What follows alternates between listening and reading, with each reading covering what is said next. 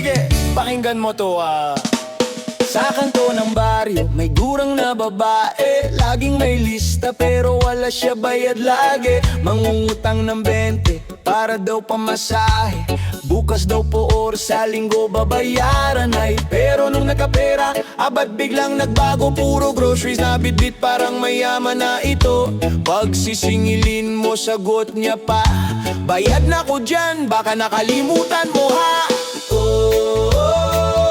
Utangera, lakas mangutang, pag singilan wala na.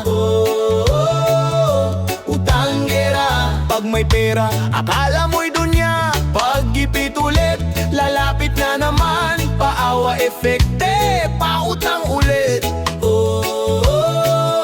Utangera, utang queen ng kanto talaga. May mga anak na puro tambay sa kalsada. Siya pa rin ang bida, parang may corona. Pag may okasyon, siya'y nauuna. Pero pag ambagan, nawawala bigla. Hoy, bayaran mo yung utang mo. Sagot, ha? Di ba bayad na yun? Ang galing sumagot, parang abogado. Pero record ko, malinaw na malinaw to. Utangera, lakas mangutang, pag singilan wala na. Utangera, pag may pera todo aura pa. Pag ipit ulit, padrama ng konti. Kunwari may sakit, utangera.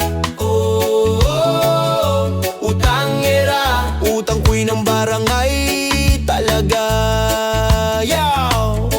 Hirap din daw ang umutang, sabi niya sa akin. Pero pag siya ang umutang, parang walang hangin. Ang bilis ng dila, parang bala ng kwento. Pero sa bayaran, laging may alibito. Utang left and right, parang negosyo. Pero bayad, aba, zero. Utangera, walang tatalo sa drama mo de. Utangera, pag may pera todo kape at selfie pa. Pero pag singilan na naman, biglang offline, wala sa bahay yan. Utangera, utangera ka nga. Utangera, pambansang utangera ka.